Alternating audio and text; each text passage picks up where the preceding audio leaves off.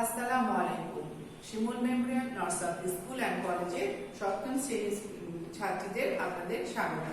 আপনারা ভালো আছেন নিশ্চয়ই, আমিও ভালো আছি। আজকে আপনাদের কারিগরি ক্লাসে আমরা খাদ্য উপাদান, পরিপাক ও শোষণ অষ্টম অধ্যায়ের উপরে ক্লাস নেব।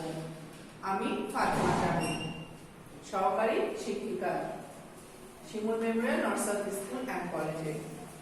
চলে যাই আমরা আজকে প্রথমে শিখন ফলে। আমরা প্রথমে শিখন ফলে চলে যাই।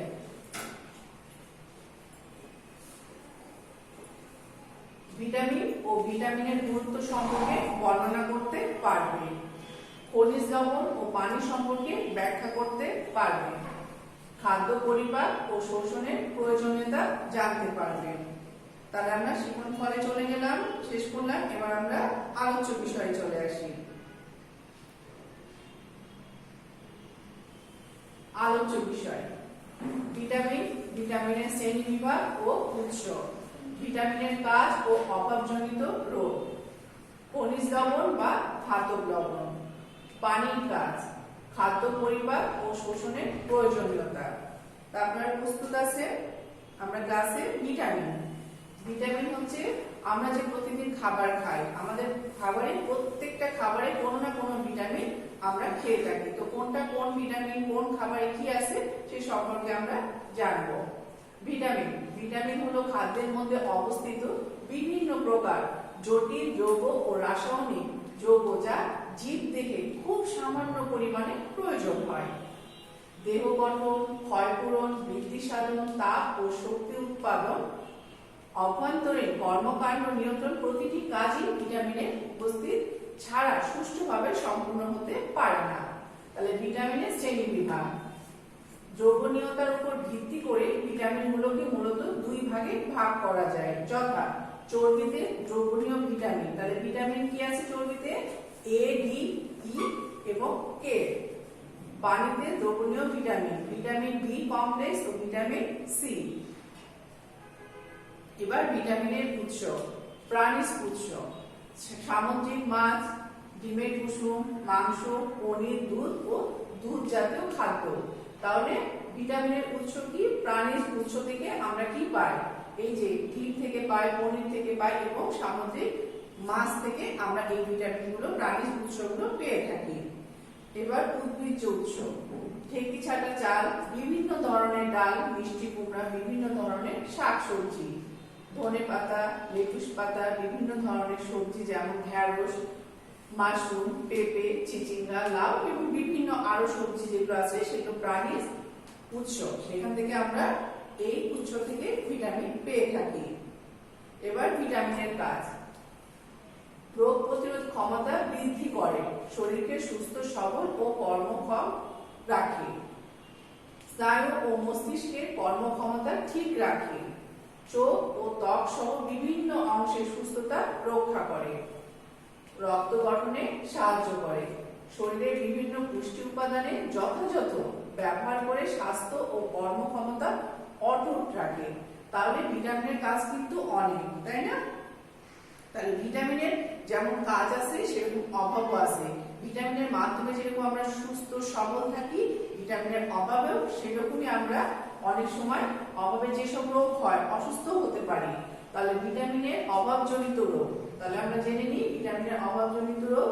বিভিন্ন ধরনের ভিটামিনের অভাবে বিভিন্ন ধরনের অভাবজনিত রোগ দেখা দেয়। যেমন ভিটামিন বি কমপ্লেক্সের অভাবে বেরি, মুখের ঘা, ঠোঁটের কোণে ফেটে যাওয়া, তারপরে প্লেগা, ডায়রিয়া, চর্মরোগ ও মানসিক বিকাশ, বিষাদ, অ্যানিমিয়া, রক্ত স্বল্পতা ইত্যাদি রোগ দেখা দেয়। তাহলে ভিটামিনের অভাবে বুঝছেন, অনেকে দেখবেন যে ঠোঁটে ঘা হচ্ছে বা কোন ফেটে যাচ্ছে, এগুলো কিন্তু এমনি হয় না, এটা আমাদের কোনো না কোনো ভিটামিনের ঘাটতিতে হয়। এবার ভিটামিন সি এর অভাবের রোগ। তাহলে ভিটামিন সি এর অভাবে কি কি রোগ? স্ক্যাবি রোগ হয়, দাঁতের মাড়ি ফুলে যায়, দেখেন দাঁতের মাড়ি ফুলে গেছে এবং স্পঞ্জের মতো হয় আর রক্ত পড়ে। দেখেছেন কিভাবে ব্যথা করে? এবং দেখেন এই যে ঘাটা রক্ত পড়ে। তাহলে দাঁতের মাড়ি ফুলে যায় ও স্পঞ্জের মতো হয় হয় আর রক্ত পড়ে, রোগ প্রতিরোধ ক্ষমতা কমে যায়। তাহলে কি ভিটামিন সি এর অভাবে দেখেছেন কত কিছু হতে পারে। এবার আমরা চর্বিতে দ্রবণীয় ভিটামিনের অভাবজনিত রোগ। চর্বিতে দ্রবণীয় ভিটামিন অভাবজনিত রোগ। তাহলে ভিটামিন এ, রাতকানা রোগ হয়। আপনারা রাতকানা রোগ দেখেছেন যে রাতে অনেক দিনে দেখতে পায় কিন্তু রাত হলে তাই দেখতে পায় না বা খুবই অস্পষ্ট দেখতে পায়। এটা কিসের অভাবে? ভিটামিন এ এর অভাবে। তাহলে রাতের বেলায় অল্প আলোতে দেখতে পায় না। তাহলে ভিটামিন ডি, শিশুদের রিকেট হয়। দেখেন এই যে পা বেঁকানো, পায়ে হাড় বেঁকে যাওয়া ও মাথার খুলি বড় দেখায় এবং বড়দের অস্টিওম্যালেশিয়া রোগ, হাড় নরম ও পঙ্গু হয়ে যাওয়া, বেঁকে যাওয়া ইত্যাদি। তাহলে কিসের অভাবে? ভিটামিন ডি এর অভাবে। ভিটামিন ই, প্রজনন ক্ষমতা কমে যায়। তাহলে বুঝতে পারছেন যে ভিটামিনের অভাবে কত কিছু হতে পারে, পা পর্যন্ত বেঁকে যেতে পারে, তাই না? তাহলে খনিজ লবণ। এবার আমরা চলে যাই খনিজ লবণ বা ধাতব লবণ। শরীর গঠনে প্রোটিনের পরে মিনারেলস বা খনিজ পদার্থ বা ধাতব লবণের স্থান। দেহে উপাদানের শতকরা প্রায় 96% জৈব পদার্থ এবং 4% অজৈব পদার্থ বা খনিজ লবণ। দেহে প্রায় 24 প্রকার বিভিন্ন খনিজ পদার্থ রয়েছে। Calcium, phosphorus, potassium, sodium, chlorine, magnesium, লৌহ, ম্যাগনিজ, তাম্র, আয়োডিন, জিঙ্ক, অ্যালুমিনিয়াম, নিকেল ইত্যাদি খনিজ পদার্থ দেহে বিভিন্ন গুরুত্বপূর্ণ ভূমিকা পালন করে। খনিজ লবণের ঘাটতিতে নানা প্রকারের অভাবজনিত রোগ দেখা যায়। তাহলে লবণ কিন্তু আমাদের খুব সামান্য হলো, এটাকে অবহেলা করা যাবে না। লবণের ঘাটতিতে অনেক রকম রোগ হয়। শ্রেণী বিভাগ। পরিমাপের মাপকাঠিতে এদের দুই ভাগে ভাগ করা যায়। তাহলে পরিমাপের মাপকাঠিতে এদের দুই ভাগে ভাগ করা যায়। প্রধান খনিজ লবণ আর লেস বা মৌল খনিজ লবণ। লেস, মৌল খনিজ লবণ। খনিজ লবণের বিভিন্ন খাদ্য উৎস। এগুলো হচ্ছে খনিজ লবণের উৎস। এই যে সামুদ্রিক মাছ, দুধ, বিভিন্ন রকমের ফল, ফুলকপি, বাঁধাকপি, গাজর, টমেটো ইত্যাদিতে আমাদের খনিজ লবণ বিদ্যমান। এবার প্রাণীর উৎস। আমরা এর আগেও পড়েছি যে প্রাণীর উৎস কি? সামুদ্রিক মাছ, কাঁটা সহ ছোট মাছ, ডিমের কুসুম, মাংস, দুধ জাতীয় যে কোনো খাবার, পনির ইত্যাদিতে প্রাণীর উৎস। আর উদ্ভিজ্জ উৎস হচ্ছে বিভিন্ন রকমের শাকসবজি, ঢেঁকি চাটা চাল, তারপরে বিভিন্ন ধরনের ডাল, মিষ্টি আলু ইত্যাদি। এবার ধাতব লবণ বা খনিজ পদার্থের কাজ। আমাদের প্রতিদিনই খাদ্য তালিকায় খনিজ লবণ সমৃদ্ধ খাদ্য থাকা একান্তই প্রয়োজন, কারণ এর অবশ্যকরণীয় পদার্থগুলি আমাদের দেহে অনেক গুরুত্বপূর্ণ কাজ করে থাকে। নিচের ছকে এদের সাধারণত কাজগুলি দেওয়া হলো।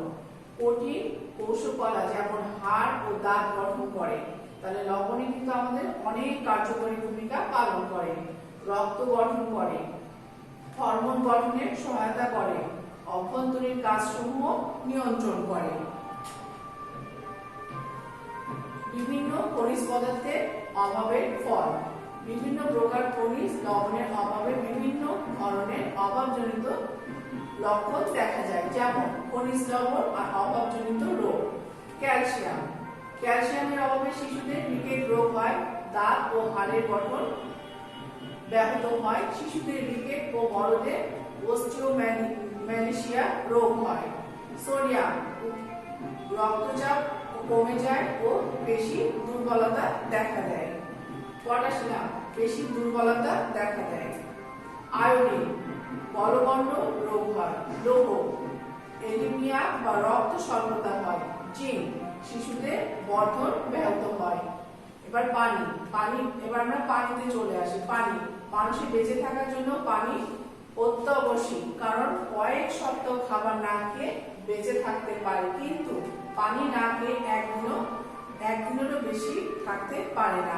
মানুষের দেহ 55% থেকে 75% পানি দ্বারা গঠিত। তাহলে মানুষের দেহ কত দ্বারা গঠিত? 55 থেকে 75। শরীরের সকল টিস্যুতে পানি থাকে। শরীরের কোষ টিস্যুতে পানি থাকে, সকল টিস্যুতে। পানির উৎস, আমরা পানি কোথা থেকে পাই? পানি প্রধান উৎস হচ্ছে খাবার পানি, ডাবের পানি, দুধ, ফলের জুস, স্যুপ ইত্যাদি বিভিন্ন ধরনের পানীয়। এছাড়াও বিভিন্ন ধরনের রসালো ফল যেমন লিচু, জামরুল, তরমুজ ইত্যাদি থেকে আমরা প্রচুর পরিমাণ পানি পেয়ে থাকি। পানির কাজ, শরীরের প্রতিটি কোষে স্বাভাবিক কাজ করা বজায় রাখার জন্য পানি অত্যাধিক প্রয়োজন। আমাদের প্রত্যেকটা টিস্যুতেই পানি খুবই প্রয়োজন। শরীর থেকে বর্জ্য পদার্থ বের করার জন্য পানি ভূমিকা গুরুত্বপূর্ণ। শরীরের স্বাভাবিক তাপমাত্রা বজায় রাখার জন্য পানি গুরুত্বপূর্ণ ভূমিকা পালন করে। খাদ্য পরিপাকে সহায়তা করে ও কোষ্ঠকাঠিন্য রোধ করে। কোষের পুষ্টি উপাদান পরিবহনে সাহায্য করে। তাহলে এগুলো বিভিন্ন উপায় থেকে আমরা কিন্তু প্রচুর পরিমাণ পানি পেয়ে থাকি, তরমুজ, এই যে লিচু, ডাব ইত্যাদি থেকে। কখন শরীরে পানি চাহিদা বাড়ে? দিনে 6 থেকে 8 গ্লাস পানি প্রয়োজন হয়। তাহলে কয় গ্লাস? দিনে 6 থেকে 8 গ্লাস পানি প্রয়োজন হয়। তবে পানির চাহিদা নিম্নলিখিত অবস্থায় বেড়ে যায়। কি কি অবস্থায় আমাদের পানির চাহিদা বেড়ে যায়? খুব বেশি গরম আবহাওয়ার কারণে অনেক ঘাম হলে, জ্বর হলে, ডায়রিয়া হলে বা বমি হলে, অনেক বেশি পরিশ্রম করলে, খেলাধুলা করলে বা ব্যায়াম করলে, খাবারে আঁশ জাতীয় খাদ্য বেশি থাকলে পানি খেতে হয়, বেশি পানি খেতে হয়। তারপরে স্তন্যদাত্রী মায়ের পানির চাহিদা বেশি হয়। তাহলে এগুলো কারণে আমাদের পানিটা অনেক বেশি লাগে। এবার খাদ্য পরিপাক ও শোষণের প্রয়োজনীয়তা।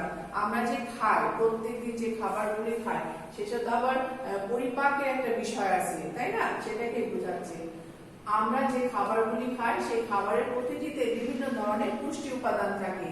এই পুষ্টি উপাদানগুলো জটিল অবস্থায় খাদ্যের মধ্যে অবস্থান করে। যে অবস্থায় পুষ্টি উপাদানগুলোর মধ্যে খাদ্যের মধ্যে থাকে সেই অবস্থায় শরীরে কোনোভাবে কাজে লাগাতে পারে না বা দেহে পুষ্টি সাধন হয় না। পরিপাক, খাবার খাওয়ার পর তা ভেঙে গিয়ে জটিল অবস্থা থেকে সরল অবস্থায় পরিণত হওয়াকে পরিপাক বলে। আমরা যে কোনো কিছু একটা খেলাম, সেটা হচ্ছে কোনো শক্ত খাবারও খেলাম চিবিয়ে, আমাদের কি হবে? সেটাকে তরল ভাবে অবস্থানে হচ্ছে পরিপাক বলে। খাওয়াকে পরিপাক বলে। শোষণ, পরিপাক হওয়ার পর যে সকল উপাদানগুলো তৈরি হয় সেই উপাদানগুলো যে প্রক্রিয়ায় রক্তস্রোতে প্রবাহ করে তাকে শোষণ বলে। আর পরিপাক তন্ত্র, মানব দেহের যে অঙ্গগুলো পরিপাক ও শোষণে কাজ করে থাকে তাদেরকে এক কথায় পরিপাক তন্ত্র বলে থাকে। এই যে দেখেন, বিভিন্ন রকমের পরিপাকের একটা ছক দেওয়া আছে। বিভিন্ন ধরনের খাবার গ্রহণ, পুষ্টি উপাদানগুলো বিভিন্ন খাদ্যে জটিলতা অবস্থান থাকে। এই যে খাদ্য সরল অবস্থায় পরিণত হয়, উপাদানগুলো সরল ও শোষণযোগ্য উপাদানে পরিণত হয়, দেহের রক্তস্রোতে প্রবাহ করে এবং বিভিন্ন পুষ্টি উপাদান রক্ত থেকে বিভিন্ন কোষে পৌঁছে যায়। এবার আমরা মূল্যায়নে চলে আসি। তাহলে মূল্যায়ন, ভিটামিনের উৎস কয়টি? ভিটামিনের উৎস 2টি। ভিটামিনের উৎস কয়টি? 2টি। কোন ভিটামিনের অভাবে রাতকানা রোগ হয়ে থাকে? আমরা কিছুক্ষণ আগে পড়েছি, ভিটামিন এ এর অভাবে আমাদের রাতকানা রোগ হয়ে থাকে। কিসের মাধ্যমে আমরা আমাদের প্রয়োজনীয় ধাতব লবণ পেয়ে থাকি? কিসের মাধ্যমে? খাদ্যের মাধ্যমে। কিসের মাধ্যমে? খাদ্যের মাধ্যমে আমাদের প্রয়োজনীয় ধাতব লবণ পেয়ে থাকি। শরীরের সকল টিস্যুতে কি থাকে? শরীরের সকল টিস্যুতে পানি থাকে। তাহলে আমরা আজকে এই অধ্যায়টা খুব সুন্দর করে পড়লাম এবং জানলাম। আমাদের নেক্সট ক্লাস 14 অধ্যায়, পোশাকের পরিপাট্য ও ব্যক্তিত্ব। আমরা এটা নিয়ে আমরা নেক্সট ক্লাসে আপনাদেরকে আমরা ক্লাস নিব। সে পর্যন্ত আপনারা সবাই ভালো থাকবেন, সুস্থ থাকবেন, সুন্দর থাকবেন। আসসালামু আলাইকুম।